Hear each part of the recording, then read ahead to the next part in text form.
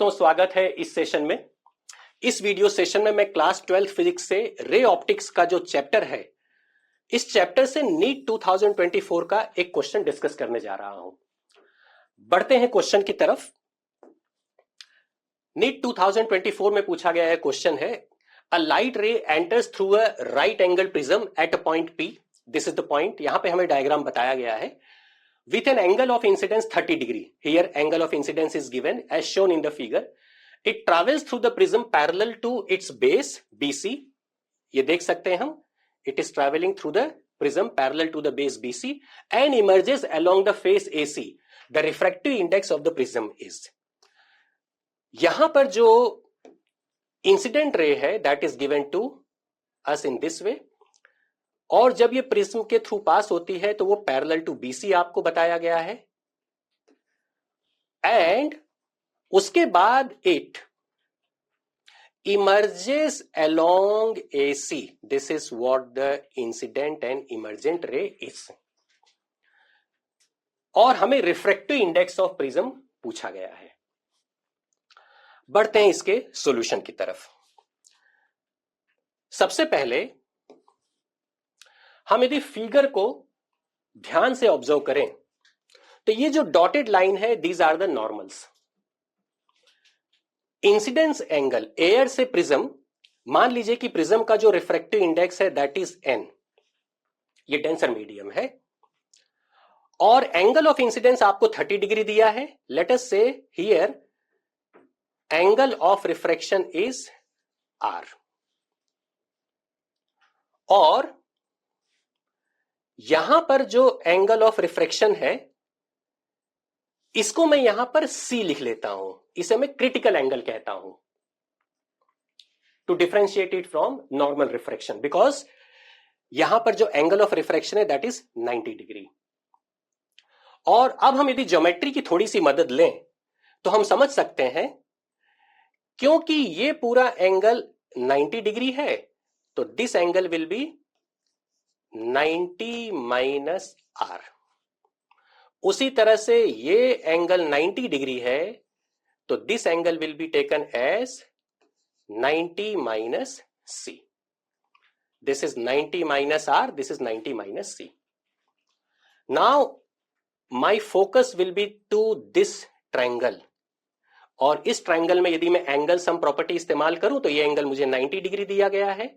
So it is 90 plus 90 minus r plus 90 minus c, that is equal to 180 degree. ये हमारा normal angle sum property है।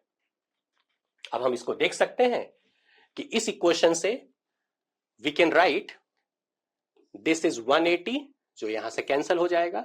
सो r can be taken as 90 minus c। This is one of the result which I will be using. अब दूसरा जो बहुत important concept मैं यहां पे इस्तेमाल करूंगा, I will be applying the Snell's law. जब हम स्नेल्स लॉ लगाते हैं तो स्नेल्स लॉ पहले मैं आपको बता दूं how do we apply it. Let us say this is one of the line which separates two medium. यहां का रिफ्रैक्टिव इंडेक्स n1 है, यहां का रिफ्रैक्टिव इंडेक्स n2 है, और एक इंसिडेंट लाइट है जो इस तरह से इस पर इंसिडेंट हो रही है, and this is the normal. If this is the normal, और यदि if n2 is more than n1, मतलब second refractive index is more than that of first refractive index. This could be air, this could be glass. उस situation में जो incident ray है वो अपने normal direction में ना जाकर नॉर्मल की तरफ बैंड होती है, अपने ओरिजिनल डायरेक्शन में ना जाकर नॉर्मल की तरफ बैंड होती है। और if this is taken as angle I, this is taken as angle of refraction. So Snell's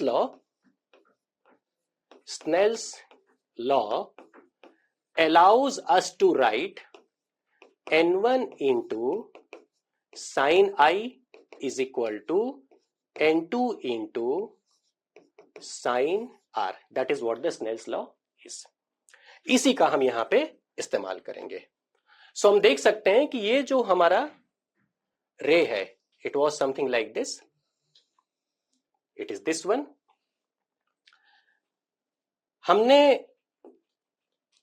prism का रिफ्रैक्टिव इंडेक्स n लिया हुआ है. प्रिज्म का रिफ्रैक्टिव इंडेक्स हमने n ले लिया है. सो यहां पर हमने r लिया है. Here it is going to be c. So if I apply the Snell's law at point P and assuming this is the medium air जिसका रिफ्रैक्टिव इंडेक्स हम 1 रखते हैं. So it is 1 into sin 30 degree, that is n into sin c, sin r. This is sin r. Here it is the first part. At P पर हमने this is sin r. sin 30 degree की value हम जानते हैं, it is 1/2, that is equal to n into sin. r को मैं replace कर दूंगा अपने इस रिजल्ट से. r is equal to 90 minus c. So this is 90 minus c, which can be taken as n into cos of c. या फिर cos c can be taken as 1/2 times of n. This is one of the result which I will be using later. अब यही Snell's law मैं इस point पर apply करूंगा. Here n into sin c. c will be the angle of incidence.